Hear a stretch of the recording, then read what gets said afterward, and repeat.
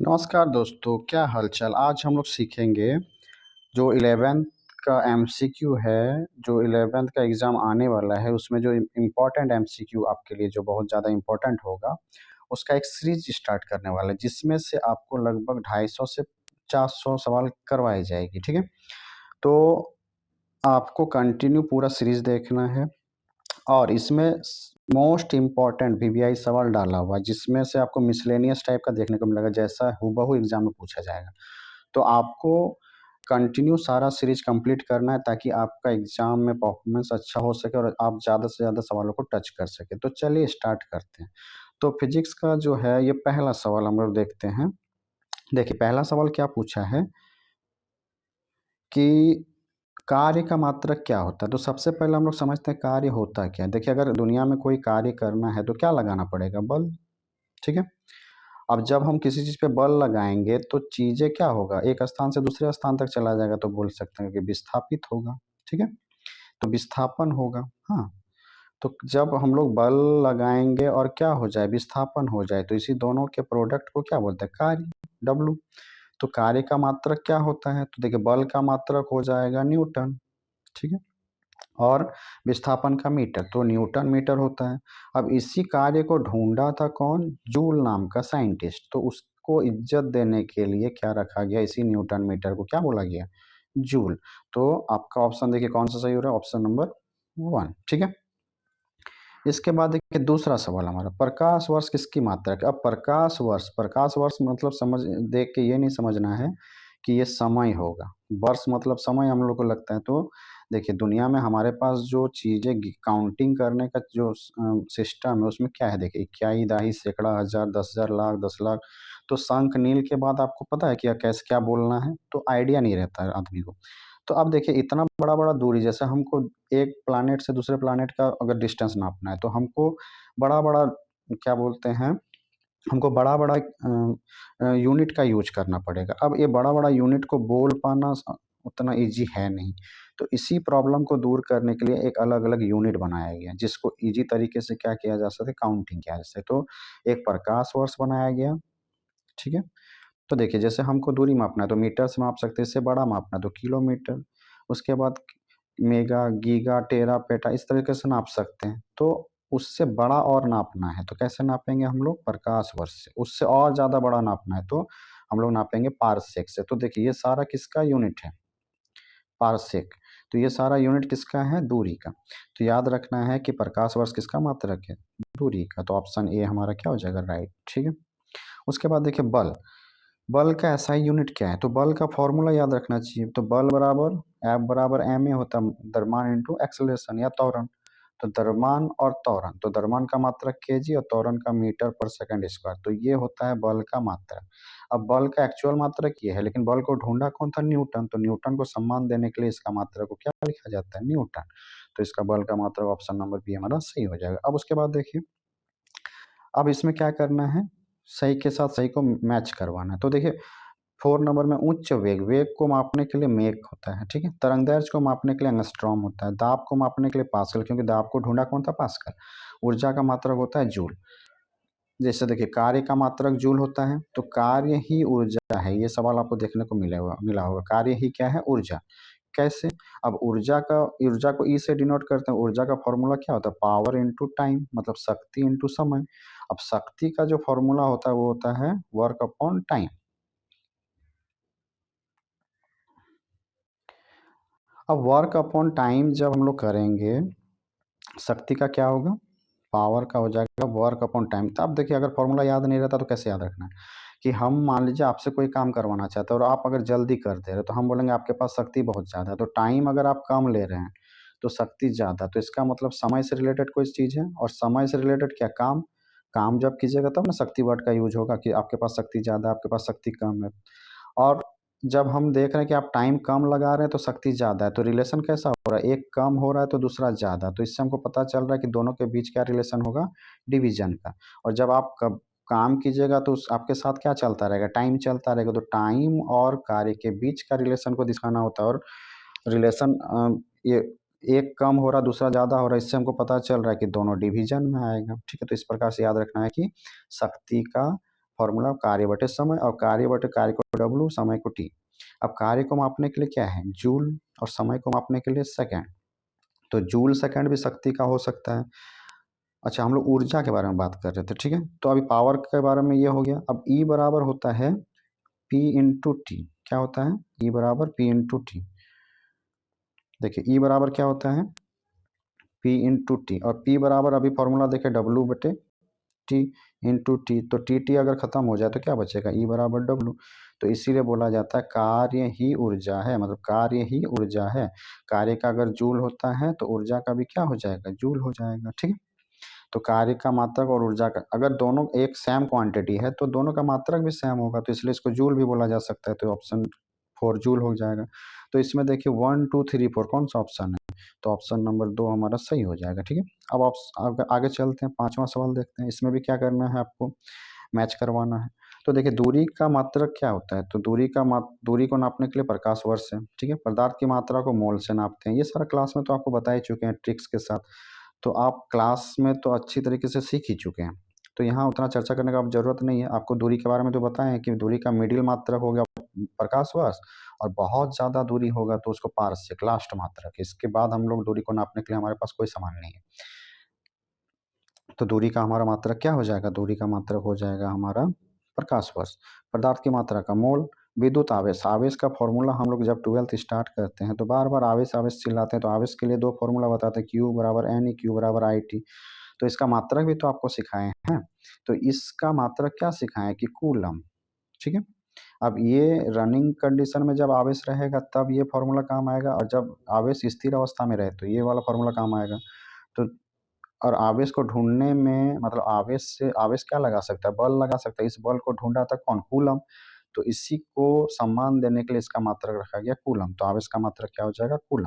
तो देखिए ऑप्शन कौन सा सही हो रहा है, पदार्थ की मात्रा को, ऑप्शन इसका हो जाएगा 2, मतलब सी का 2। ऊर्जा का फॉर्मूला क्या था, P इंटू टी, और जूल भी होता है।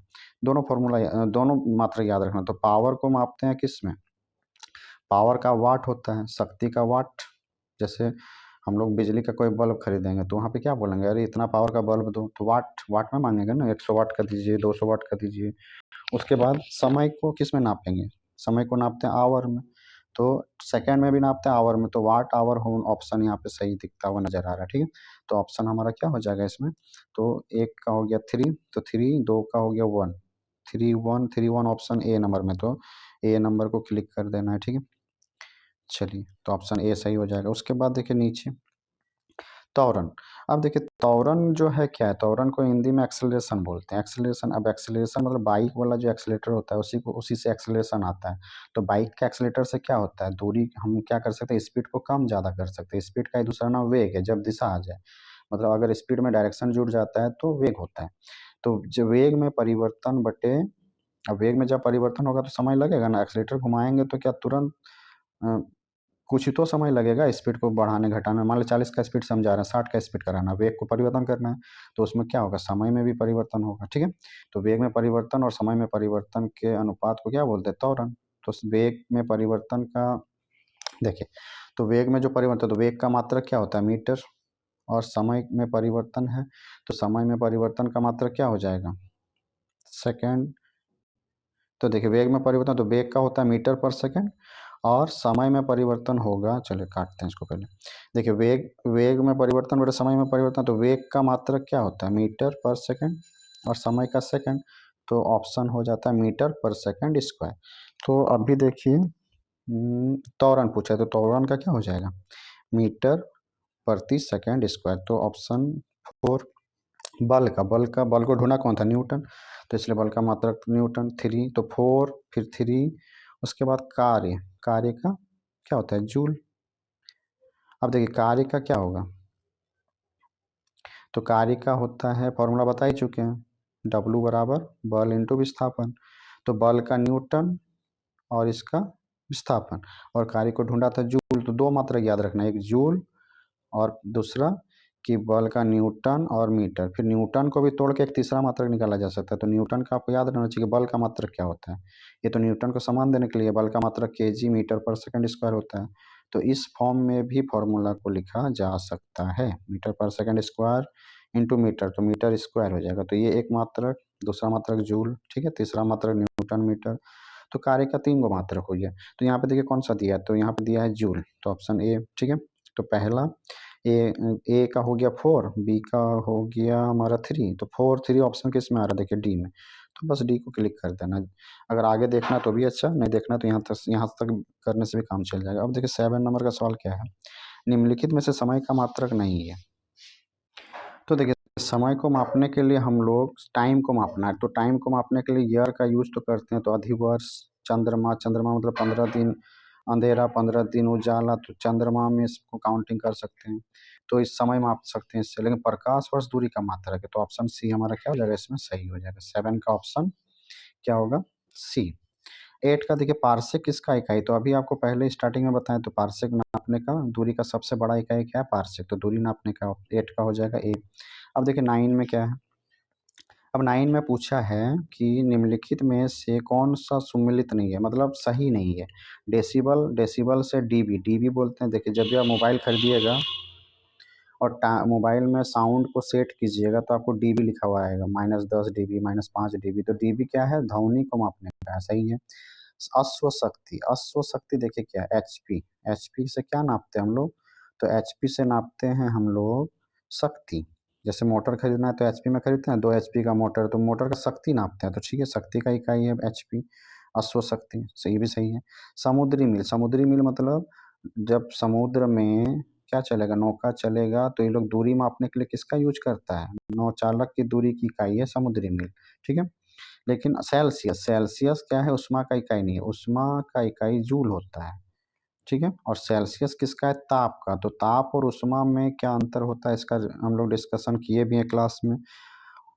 तो इसका हम लोग का उष्मा का जूल होता है और ताप का सेल्सियस होता है, तो सेल्सियस उष्मा का इकाई होगा नहीं, तो ऑप्शन डी हमारा गलत हो जाएगा। तो इसमें कौन सा ऑप्शन सही होगा, हमारा डी, मतलब ऑप्शन सी सही नहीं है। अब ल्यूमेन किसका मात्रक है, देखिए अब जो ल्यूमेन होता है, ल्यूमेन जो है हमारा मात्रक है ज्योति फ्लक्स का। उसके बाद देखिए भौतिक मात्रा ज्योति की इकाई है, तो देखिए ज्योति का इकाई क्या है, जैसे हम लोग ज्योति तीव्रता नहीं पढ़ते हैं मूल राशि में, तो ज्योति तीव्रता, अच्छा इसमें ज्योति तीव्रता नहीं है, ज्याति खाली लिखा है, तो ज्याति का क्या हो जाएगा इकाई, तो ज्याति का इकाई हमारा हो जाएगा ऑप्शन सी, लक्स। लक्स क्या है, ज्याति का इकाई है। उसके बाद देखिए पास्कल, पास्कल नाम का जो साइंटिस्ट है वो दाब को सबसे पहले बताया था, पास्कल, ठीक है। तो इसलिए उस दाब का मात्रक क्या हो जाता है, पास्कल, तो दाब का मात्रक पास्कल हो जाएगा, तो ऑप्शन बी हमारा सही हो जाएगा। 13 नंबर देखिए कैंडेला, कैंडेला हम लोग मूल राशि में पढ़े हैं, क्या पढ़े हैं, ज्योति तीव्रता का कैंडेला होता है, तो ज्योति तीव्रता देखिए इसमें कहा, ऑप्शन डी हमारा सही हो जाएगा। उसके बाद देखिए जूल किसकी इकाई, तो जूल किसका इकाई हो सकता है, कार्य और ऊर्जा का, तो ऊर्जा ऑप्शन है, कार्य है नहीं, तो ऊर्जा ऑप्शन सही हो जाएगा, तो 14 का ए हो जाएगा, ठीक है। 15 देखिए मानकों की अंतरराष्ट्रीय पद्धति कब चालू की गई, अंतरराष्ट्रीय पद्धति मतलब एसआई सिस्टम, इंटरनेशनल सिस्टम, उल्टा लिखा हुआ है, ठीक है, इंटरनेशनल सिस्टम। एमकेएस सिस्टम का ही दूसरा नाम क्या है, इंटरनेशनल सिस्टम। अब देखिए हमारे पास सिस्टम कितना होता है, थोड़ा सा जान लेते हैं कि दुनिया में जो है 3 तरीके का सिस्टम पाया जाता था, जब दुनिया में उतना ज़्यादा क्या हो, व्यापार वगैरह नहीं होता था पुराने ज़माने में। तो एक था एमकेएस जिसको यूएसए मानता था, एक था सीजीएस और एक था एफपीएस, ठीक है। एक को जर्मनी, एक को यूरोप मानता था। यूरोप का कब्जा हमारे पास था, मतलब हमारे देशों में था, तो उसका अभी भी हम लोग यूज करते हैं, ठीक है। जैसे हम लोग फीट वगैरह यूज करते हैं ना। तो अब देखिए एमकेएस सिस्टम का ही नाम क्या पड़ गया, जब दुनिया में व्यापार चालू हुआ तो दुनिया को प्रॉब्लम होने लगा, तो यूएसए शक्तिशाली था, तो यूएसए का सिस्टम क्या था, वो लोग किसी भी चीज़ को नापने के लिए एम, के और एस का यूज करता था, मतलब एम से मीटर लंबाई को नापने के लिए, द्रव्यमान को नापने के लिए किलो, और समय को नापने के लिए सेकंड का यूज करता था।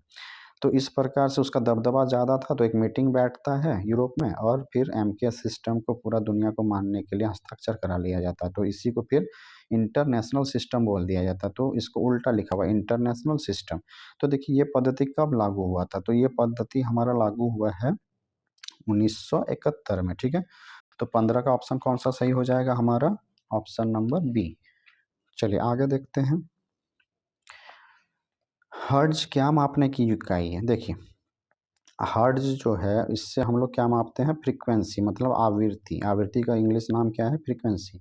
तो फ्रीक्वेंसी जैसे हम मान लीजिए बोल रहे हैं तो मेरा होंठ कितना तेजी 1 सेकंड में कितना बार हिल डुल रहा है, मान लीजिए मेरा 10 बार डोलता है, किसी आदमी का 20 बार डोलेगा तो वो ज़्यादा स्पीड बोल रहा होगा।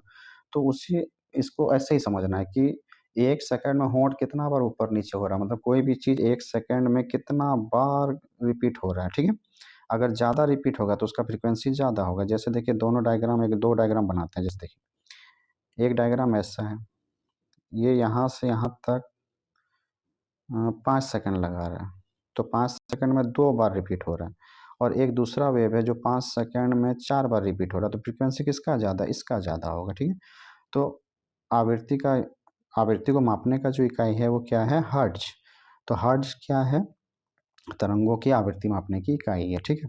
उसके बाद देखिए 17 विद्युत मात्रा की इकाई है। विद्युत मात्रा का इकाई क्या है, तो विद्युत मात्रा मतलब विद्युत धारा, तो उसका मात्रा हो जाएगा मात्रक हो जाएगा एम्पियर। एम्पियर नाम का साइंटिस्ट करंट के बारे में बताया था, तो इसलिए उसको सम्मान देने के लिए एम्पियर रखा गया है।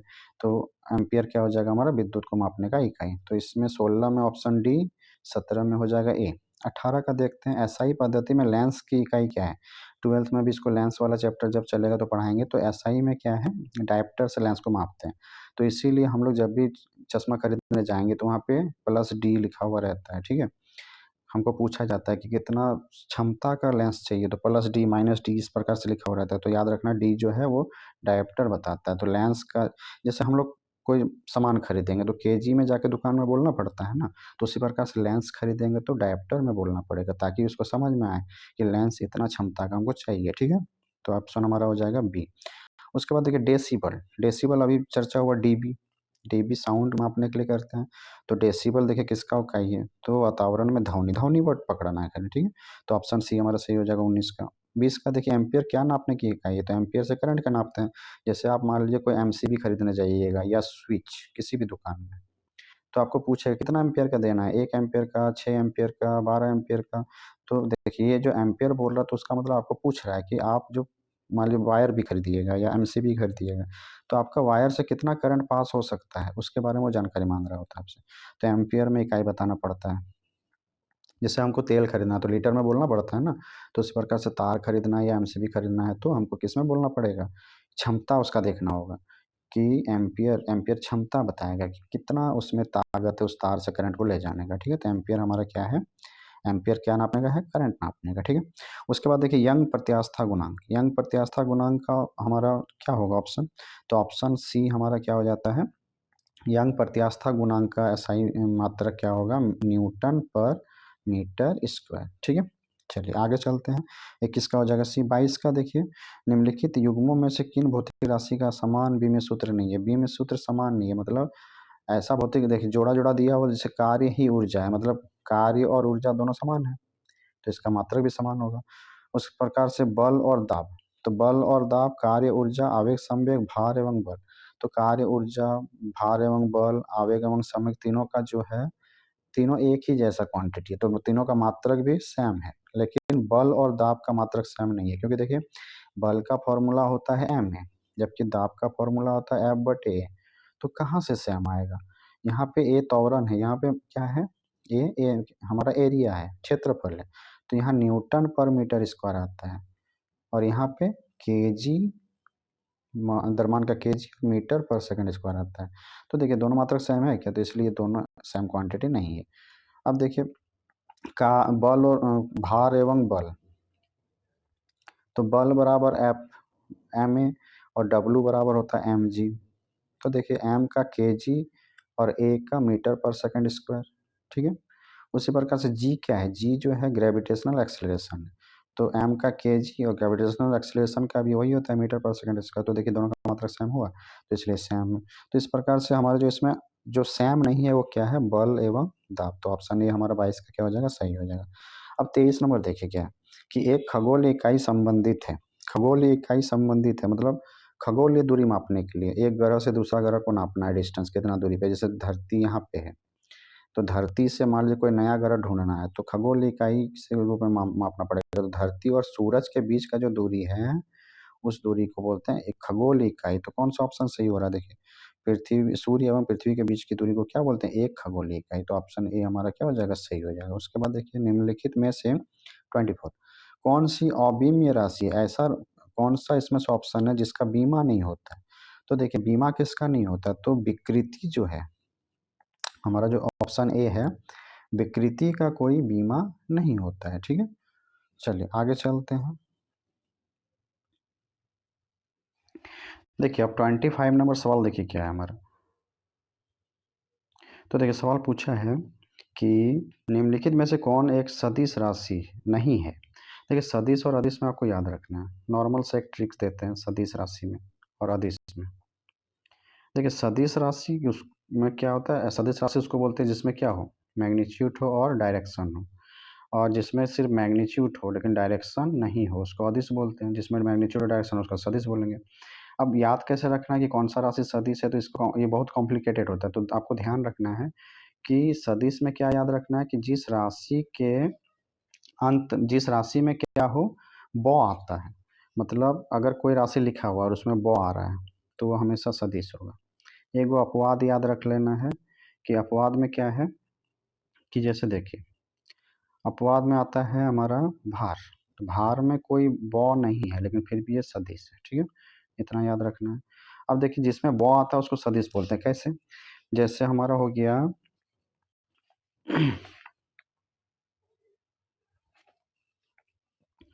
जैसे हमारा हो गया देखिए वेग।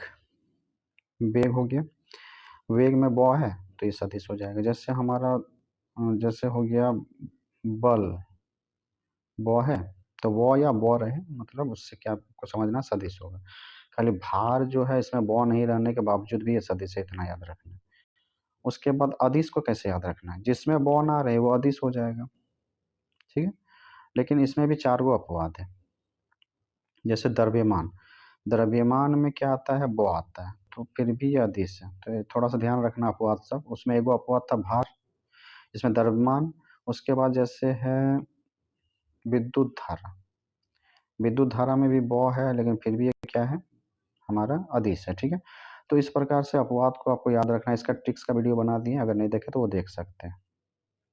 तो चलिए उसके बाद एक और याद रख लीजिए दाब। दाब में ब आता है लेकिन फिर भी ये क्या है? अदिश है। तो ये 3 गो आपको एक्सेप्शन याद रखना है। ठीक है, तो चलिए आगे देखते हैं। तो अब क्वेश्चन सॉल्व करने का कोशिश करते हैं। अब देखिए पूछा है निम्नलिखित में से कौन सा सदिश राशि नहीं है? सदिश राशि नहीं है, कौन नहीं है? देखिए समवेग, ब है, यहाँ भी ब है, ये भी सदिश है। कौन नहीं? वेग। अगर वेग के साथ में कुछ भी लगा हुआ रहे तो हमेशा सदिश होगा। ठीक है, तो ये भी हो जाएगा। लेकिन द्रव्यमान क्या है? देखिए वो है लेकिन ये अदिश होता है। तो क्या बोलते हैं हम लोग अदिश में एक्सेप्शन बताए थे, तो ऑप्शन हमारा डी हो जाएगा सही। उसके बाद देखिए अदिश राशि है। अदिश राशि में क्या ढूंढना? ब वाला सब छोड़ दीजिए। अदिश राशि है, कौन कौन सा अदिश राशि? बल नहीं होगा, संवेग में ब है, नहीं होगा।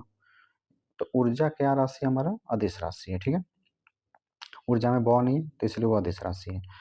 अब उसके बाद देखिए निम्नलिखित में से कौन सी एक सदिश राशि है? अगर आपको अदिश और सदिश के बारे में कंफ्यूजन हो रहा है तो प्लेलिस्ट में वीडियो शॉर्ट्स में डाला हुआ है, आप उसको देखिए। वहाँ पे डिटेल में बताएं, क्योंकि यहाँ पे बताने जाएंगे तो 5 से 10 मिनट लग जाएगा, तो इसलिए ज़्यादा चर्चा नहीं कर पा रहे हैं। ठीक है, लेकिन थोड़ा सा हिंट्स दे दिए हैं तो उससे हेल्प हो पा रहा है तो ठीक है, नहीं तो वो दोनों वीडियो जरूर देख लीजिए। पार्ट 1 पार्ट 2 बना हुआ सदिश और अदिश का। ठीक है, चलिए आगे देखते हैं। निम्नलिखित में से कौन सी एक सदिश राशि है? सदिश राशि है तो ब होगा तो सदिश होगा। तो ये ब है, यहाँ भी ब है, तो यहाँ ऊर्जा और कार्य। तो हमारा सदिश राशि कौन सा है? तो सदिश राशि कौन सा होगा इसमें से? संवेग, दाब तो अदिश है, ऊर्जा भी अदिश है और कार्य भी अदिश है। तो संवेग ऑप्शन हमारा सही हो जाएगा। तो ऑप्शन ए हमारा क्या हो जाएगा? राइट हो जाएगा। उसके बाद देखिए निम्नलिखित में से कौन सी राशि सदिश नहीं है? मतलब अदिश के बारे में बताना पूछ रहा है। थोड़ा माथा घुमा रहा है कि अदिश नहीं है, नहीं वर्ड लगा दे रहा, तो हमको लगेगा सदिश बताना है। तो ध्यान रखिएगा आप लोग एग्जाम में। तो देखिए इसमें बोला सदिश नहीं है, मतलब अदिश कौन सा है पूछा डायरेक्टली। तो देखिए इसमें अदिश कौन सा है? विस्थापन, वेग, बल सब सदिश है। तो लिख लीजिए आप, जितना हम बोल रहे हैं ना कि सदिश ये है, उनका नाम लिख लीजिए, नहीं तो वीडियो जाके देखिए सदिश और अदिश का शॉर्ट्स में है डाला हुआ। तो आयतन क्या है हमारा? एक अदिश राशि है, तो सदिश नहीं है इसका मतलब ये। उसके बाद देखिए निम्नलिखित में से कौन सदिश राशि है? सदिश के बारे में बताना। तो यहाँ देख के तो लग रहा है वेग हमारा कौन सा राशि है? सदिश। तो ऑप्शन हमारा कौन सा सही हो जाएगा? तो ऑप्शन सही हो जाएगा हमारा ए। ठीक है। उसके बाद देखिए निम्नलिखित 30 नंबर, निम्नलिखित में कौन सा एक व्युत्पन्न परिणाम है? व्युत्पन्न मतलब देखिए भौतिक राशि कितना टाइप का होता है? 3 टाइप का। एक मूल राशि, मूल भौतिक राशि, एगो व्युत्पन्न भौतिक राशि। व्युत्पन्न मतलब किसी से उत्पन्न, नाम में ही छुपा हुआ है। और एक होता है पूरक। तो मूल भौतिक राशि में 7 गो समान आता है। क्या क्या? द्रव्यमान, समय, द्रव्यमान, लंबाई, समय, विद्युत धारा, ताप, पदार्थ की मात्रा। ठीक है। तो इसका आपको याद रखना 7 गो। ठीक है।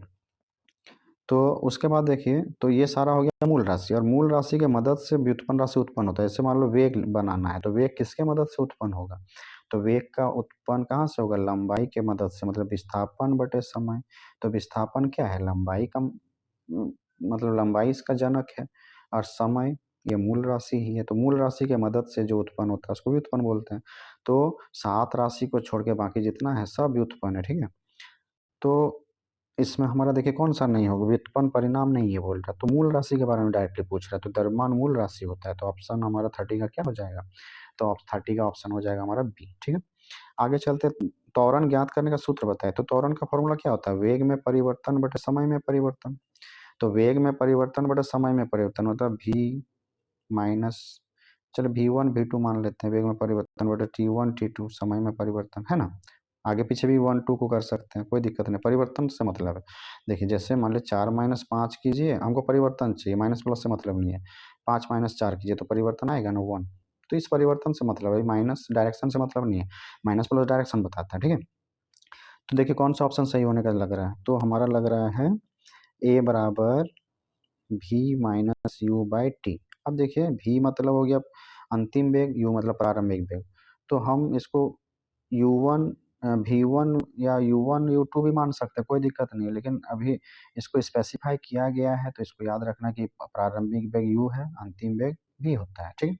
तो ये फॉर्मूला सटीक हो रहा नहीं तो आपको एक फॉर्मूला मोशन का 4 फॉर्मूला जो 3 फॉर्मूला जो है उसमें से आपको याद होगा ना कि a बराबर क्या होता है? देखिए v बराबर u प्लस ए टी। तो यहाँ से भी एक्सेलरेशन का फॉर्मूला निकाला जा सकता है। तो v माइनस यू बराबर ए टी। तो t बराबर क्या, a बराबर क्या आ जाएगा? तो a बराबर आ जाएगा ना v माइनस यू बटे टी। तो ये भी ऑप्शन आप यहाँ से निकाल सकते हैं अगर आपको मोशन का फॉर्मूला याद है। तो ऑप्शन हमारा ए हो जाएगा सही। उसके बाद देखिए, लग रहा है वीडियो बहुत लंबा हो जा रहा है, चलिए देखते हैं इसको कंप्लीट कर लेते हैं। कहाँ तक है? 39 तक। ठीक है। तो देखिए इसके बाद हमारा सवाल है, देखिए सवाल नंबर आते हैं, चलिए ठीक है। अब जो हमारा सवाल है देखते हैं उसको। देखिए सवाल क्या है उसके बाद, इससे पहले क्या था? 32 देखिए, पदार्थ के संवेग और वेग के अनुपात से कौन सी भौतिक राशि पैदा हो सकती है? तो संवेग का फॉर्मूला होता है P बराबर एम वी। संवेग बराबर होता है द्रव्यमान इंटू वेग। और वेग का फॉर्मूला, वेग के अनुपात बोल रहा है तो वेग वेग खत्म हो जाएगा तो m बचेगा। तो द्रव्यमान वाला राशि निकल के बाहर आएगा। तो ऑप्शन क्या हो जाएगा आपका सही? सी। उसके बाद देखिए प्लांक के अचर का, अचर में किसका आयाम होता है? तो 33 का आपको ध्यान ऐसे याद रखना कि कोणीय गति जो है उसमें प्लांक के अचर का यूज होता है। ठीक है। तो ऑप्शन सी हो जाएगा सही। 34 में आते हैं, एक लड़की झूले पर, एक लड़की जो है झूले पर बैठी हुई है बोल रहा है। ठीक है, बैठी हुई है अभी। उस लड़की के खड़े हो जाने पर दोलन का आवर्तकाल क्या होगा? तो आवर्तकाल का फॉर्मूला आपको पता होना चाहिए कि टी बराबर हम लोग फॉर्मूला पढ़ते हैं रूट अंडर एल बाई जी। ठीक है। तो देखिए अभी बैठा हुआ है तो इसके बीच का लंबाई कितना है? बहुत ज़्यादा है। ठीक है। तो बहुत टी एल बहुत ज़्यादा है। एल इसके झूला और इसके बीच का लंबाई होता है, या ऐसे याद रखिए। ठीक है। बैठा हुआ है अभी तो लंबाई ज़्यादा, तो लंबाई ज़्यादा तो टाइम भी ज़्यादा लगेगा झूलने में। जब बैठा हुआ रहेगा तो लंबाई ज़्यादा। अब जब खड़ा हो जाएगा तो इतना बड़ा हो जाएगा तो देखिए दोनों के बीच का लंबाई कितना होगा? कम हो जाएगा। तो एल हो गया यहाँ पे कम। तो एल अगर कम होगा तो टाइम भी कम हो जाएगा। तो मतलब झूला तेजी से चलने लगेगा। टाइम कम मतलब झूला स्पीड हो गया ना। तो आवर्तकाल क्या हो जाएगा? खड़ा होने से आवर्तकाल कम हो जाएगा। तो ऑप्शन कौन सा सही होगा 34 का हमारा? Option number A. ठीक है, तो कम हो जाएगा। उसके बाद देखिए 35, घूर्णन करती एक गोल मेज पर अचानक एक लड़का आकर बैठ जाता है, तो मेज के कोने वेग पर क्या प्रभाव पड़ेगा? मतलब कोई मेज जो है घूम रहा था, बोल रहा है कि घूर्णन कर रहा था, कोई मेज जो है घूम रहा है, गोल मेज में अचानक कोई लड़का आकर बैठ जाता है। अब ये घूम रहा था मेज, ठीक है, और आकर यहाँ पे कोई लड़का बैठ गया, तो क्या होगा? तो 35 का ऑप्शन हमारा हो जाएगा कम हो जाएगा, मतलब इसमें कोई आदमी बैठेगा तो इसका घूमने का गति कम हो जाएगा ना। तो ऑप्शन ए हमारा क्या हो जाएगा? सही हो जाएगा। चलिए आगे देखते हैं। यदि किसी चलती हुई वस्तु के वेग को दोगुना कर दिया जाए, यदि कर दिया जाए तो उसका, अगर कोई चलता हुआ वस्तु है, ठीक है, उसका वेग को अगर दुगुना कर दें तो उसका या उसकी त्वरण दुगुना हो जाता है, गतिज ऊर्जा दोगुना हो जाता है। तो देखिए गतिज ऊर्जा 4 गुना हो जाएगी, भार 2 गुना हो जाएगा। तो गतिज ऊर्जा से रिलेटेड चीज़ें पूछ रहा है, तो गतिज ऊर्जा का फॉर्मूला क्या होता है कि गतिज ऊर्जा बराबर क्या होगा? हाफ एम वी स्क्वायर, और वेग को अगर हम लोग दोगुना करेंगे तो क्या होगा अंतर? देखिए हाफ एम वी स्क्वायर को 2 गुना कर देना है, तो 2 पर स्क्वायर 4 हो जाएगा, 2 भी करना है, ठीक है। तो हमको जब सॉल्व करेंगे तो क्या आएगा? 1/2 एम इंटू 4 वी स्क्वायर, तो 4 को आगे कर दीजिए, 4 वी स्क्वायर, तो 4 आगे चला गया, तो कितना अंतर आ गया? देखिए एम वी स्क्वायर पहले था, हाफ एम वी स्क्वायर अभी भी है, तो 4 गुना ज़्यादा हो जाएगा। तो हमारा ऑप्शन कौन सा सही है? तो गतिज ऊर्जा 4 गुना हो जाती है, तो ऑप्शन सी हमारा क्या हो जाएगा? सही हो जाएगा। तो हमको 36 का ऑप्शन सी राइट हो जाएगा, ठीक है। उसके बाद आगे देखते हैं 37, किसी पिंड के द्रव्यमान तथा भार में अंतर होता है। बोल रहा है कि किसी पिंड का जो द्रव्यमान अलग चीज है और भार अलग चीज है। द्रव्यमान को एम, भार को डब्ल्यू से दिखाते हैं, ठीक। वेट और ये मास, तो द्रव्यमान और भार में अंतर होता है क्योंकि द्रव्यमान परिवर्तन होता है जबकि भार स्थिर रहता है। देखिए दुनिया में आप मतलब ब्रह्मांड में आप कहीं भी चले जाइए, आपका द्रव्यमान हमेशा स्थिर रहेगा, याद रखना, ठीक है। और क्या घटता बढ़ता जाएगा? वेट, मतलब भार घटता बढ़ता जाएगा। क्यों? क्योंकि भार जो है इसका फॉर्मूला होता है देखिए एम जी, तो भार जो निर्भर करता है गुरुत्वाकर्षण त्वरण पर निर्भर करता है। तो धरती का गुरुत्वाकर्षण अलग है, ठीक है, चंद्रमा का अलग है, धरती से 1/4 कम है, तो इसका मतलब चंद्रमा में जाएंगे तो घट जाएगा। तो जी के मान पे भार निर्भर करता है, जबकि द्रव्यमान किसके मान पे निर्भर करता है? किसी के मान पे नहीं, खुद ये मूल राशि है, तो ये किसी पे निर्भर नहीं करता है। तो इसका मतलब हमको क्या समझ में आ रहा है? तो ऑप्शन देखिए द्रव्यमान परिवर्तन होता है, गलत है। द्रव्यमान स्थिर रहता है जबकि भार परिवर्तन नहीं होता है। तो हमारा ऑप्शन 37 का कौन सा होने वाला है? Option B. चलिए आगे देखते हैं। किसी भी स्थिर या गतिशील वस्तु की स्थिति और दिशा में तब तक कोई परिवर्तन नहीं होता जब तक कि उस पे कोई बाह्य बल ना लगाया जाए। मतलब एक एक्सपेरिमेंट भी वीडियो डाला हुआ है कि अगर मान लीजिए हम एक मेज में कप रखे हुए हैं, अब इस कप को हम कभी नहीं हटाते हैं मेज से, या कोई बाह्य बल नहीं लगाते हैं, तो ये कप जिंदगी भर यहीं पे रहेगा, कहीं जाएगा नहीं जाएगा। लेकिन अगर इसको कोई उठा के कहीं और कर देता है, ठीक है, तो ये दूसरे जगह चला जाएगा। तो इससे हमको क्या पता चला कि अगर कोई वस्तु स्थिर है तो वो तब तक स्थिर रहेगा जब तक कि उस पर कोई बाह्य बल ना लगाया जाए। तो इसी को तो न्यूटन का पहला नियम कहते हैं। और न्यूटन का पहला नियम ही क्या है? जड़त्व का नियम। जड़त्व का नियम देखिए क्या है कि दुनिया में अगर कोई चीज स्थिर है तो स्थिर रहेगा, गति में तो गति में रहेगा, ठीक है। इसी को तो हम लोग न्यूटन का जड़त्व का नियम ही न्यूटन का नियम में काम आता है, ठीक है। मतलब जड़त्व का नियम ही न्यूटन का नियम बना। तो न्यूटन का पहला नियम क्या बोलता है? अगर कोई वस्तु स्थिर है तो स्थिर रहेगा, गति में तो गति में रहेगा, और तब तक जब तक उसमें कोई बाह्य बल नहीं लगाए। तो ऑप्शन कौन सा सही हो जाएगा? न्यूटन के गति का प्रथम नियम, ऑप्शन ए हमारा सही हो जाएगा।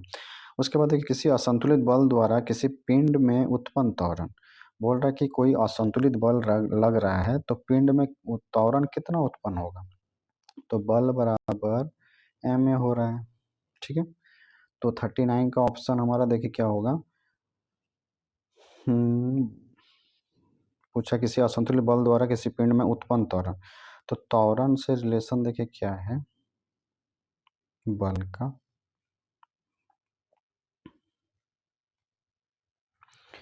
तो देखिए बल बराबर जो फॉर्मूला आया है एम ए, तो त्वरण जो है डायरेक्टली प्रोपोर्शनल किसका है, बल का, मतलब समानुपाती या अनुक्रमानुपाती है, मतलब एफ अनुक्रमानुपाती या समानुपाती किसका है, एफ का। त्वरण बढ़ेगा तो बल भी बढ़ेगा। तो असंतुलित बल द्वारा उत्पन्न त्वरण क्या होता है, किसी पिंड में उत्पन्न त्वरण बल के अनुक्रमानुपाती होता है, ठीक है। तो ऑप्शन हमारा बी हो जाएगा सही।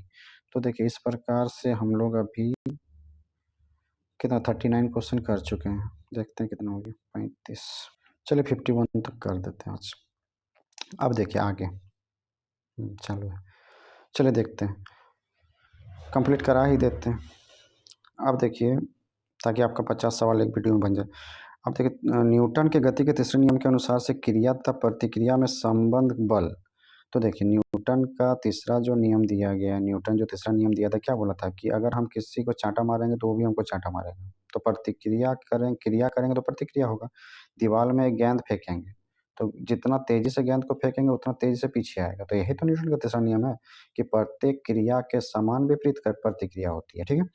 तो इसी चीज को पूछा है कि हमेशा एक दूसरे हमेशा एक ही वस्तु पर लगे होने चाहिए, भिन्न भिन्न वस्तु पर हमेशा भिन्न भिन्न वस्तु पर ही लगे होना चाहिए, का परिणाम बराबर होना चाहिए किंतु उसकी दिशा समान होनी चाहिए। तो 40 का जो है हमारा ऑप्शन कौन सा सही हो जाएगा, तो 40 का ऑप्शन हो जाएगा हमारा सी, कि हमेशा भिन्न भिन्न वस्तु पर ही लगे होने चाहिए। जैसे वो दीवार लिए थे और वो गेंद लिए थे तो भिन्न भिन्न वस्तु है ना। तो न्यूटन का तीसरा नियम प्रतिक्रिया और क्रिया और प्रतिक्रिया वाला के लिए क्या चाहिए, हमेशा दो वस्तु लगा होना चाहिए, ठीक है। तो ऑप्शन सी हमारा सही हो जाएगा। प्रत्येक क्रिया के बराबर और विपरीत प्रतिक्रिया होती है, ये क्या है, तो न्यूटन का तीसरा नियम है अभी जो डिस्कस किए। तो ऑप्शन सी सही हो जाएगा 41 का। 42 में देखिए जल में तैरना न्यूटन की गति के किस नियम के कारण संभव है। तो जल में जब हम लोग कोई आदमी जल में तैर रहा है, मान लीजिए कोई इंसान है जो जल में तैर रहा है, ठीक, तो ये कौन सा नियम को फॉलो कर रहा है न्यूटन का, तो 42 का ऑप्शन हो जाएगा सी, तीसरा नियम। कैसे, तो जल में जब हम लोग तैरेंगे तो जल को पीटेंगे, पैर से धकेलेंगे तो जल भी हमको धकेलेगा, ठीक है। तो जिस कारण से हम आसानी से ऊपर रहेंगे, मतलब हम नीचे धकेलेंगे जल को और जल हमको ऊपर धकेलेगा, तो इस कारण से हम जल के सतह पर आसानी से आगे बढ़ते जाएंगे, समझ में आया? ऊपर रहेंगे और आगे आगे जाने के लिए हाथ पैर मारेंगे ना तो आगे आगे की ओर बढ़ते रहेंगे। तो इस प्रकार से न्यूटन का तीसरा नियम यहाँ पे क्रिया प्रतिक्रिया का नियम काम कर रहा है।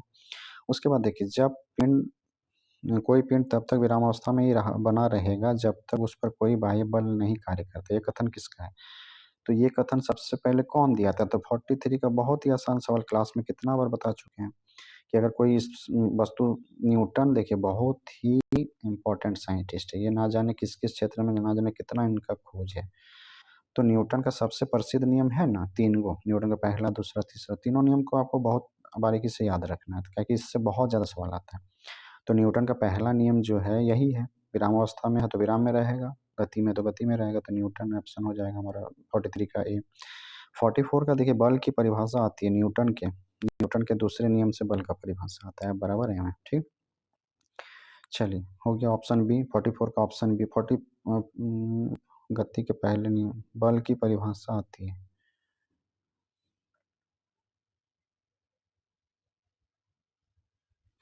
अच्छा इसमें बोला बल का देखिए 44 नंबर क्या बोला, बल की परिभाषा आती है न्यूटन के, तो न्यूटन के गति के पहले नियम से बल का परिभाषा आता है। कैसे, कि अगर कोई वस्तु स्थिर है तो स्थिर रहेगा, अगर गति में तो गति में रहेगा, जब तक कि उस पर बाहरी बल ना लगे। तो बल का परिभाषा किस में आ रहा है, पहला नियम में, ठीक है। तो ऑप्शन ए हमारा सही हो जाएगा। 45 का देखते हैं।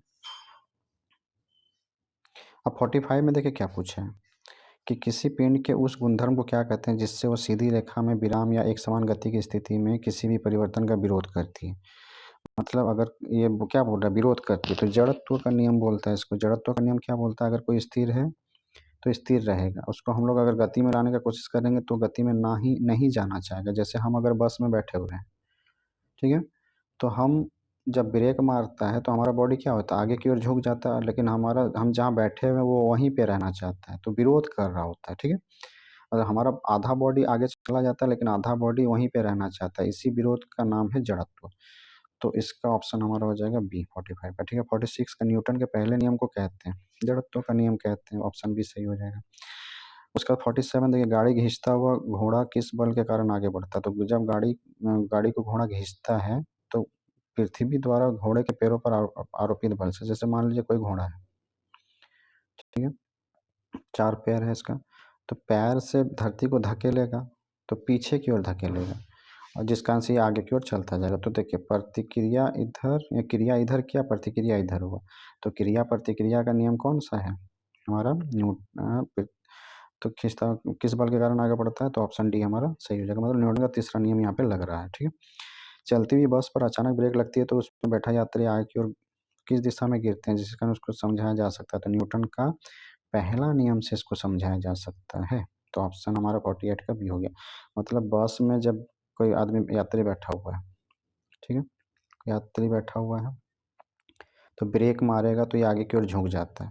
क्यों? क्योंकि यह गति अवस्था में, तो गति में ही रहना चाहता है। ब्रेक मारा तो गाड़ी तो रुक गया, तो गाड़ी विराम में आ गया, लेकिन बॉडी हमेशा गति में रहना चाहता है, क्योंकि वो गति में है तो गति में रहना चाहता है, विराम में नहीं आना चाहता। मतलब जिस अवस्था में उसी में रहना चाहेगा, दूसरा अवस्था में आने का विरोध करेगा।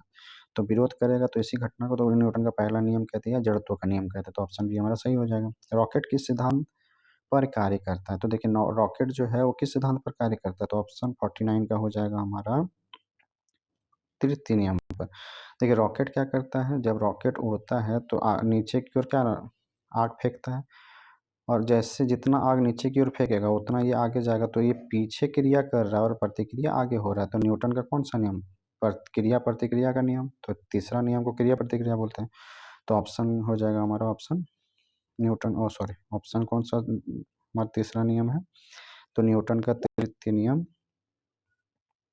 ऑप्शन ए हो जाएगा, ठीक है। उसके बाद देखिए अश्व यदि एकाएक चलना प्रारंभ करे तो अश्वारोही के गिरने की आशंका का कारण है।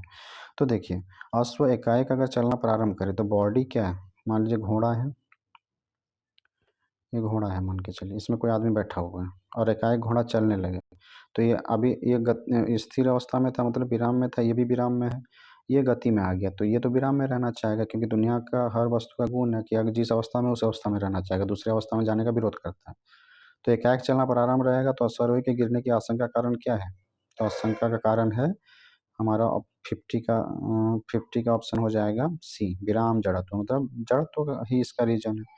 51 का देखिए क्रिकेट का खिलाड़ी तेजी से आती हुई बॉल को क्यों अपने हाथों को पीछे करके रोकता है। जैसे मान लीजिए कोई गेंद आ रहा है और यहाँ कोई कैच लेने का कोशिश कर रहा है, ठीक है, हाथ पे, तो जैसे इसको कैच लेगा तो हाथ थोड़ा पीछे करेगा तो ही बॉल रुकेगा, नहीं तो उछल के बाहर निकल जाएगा गेंद। समझ में आ रहा है?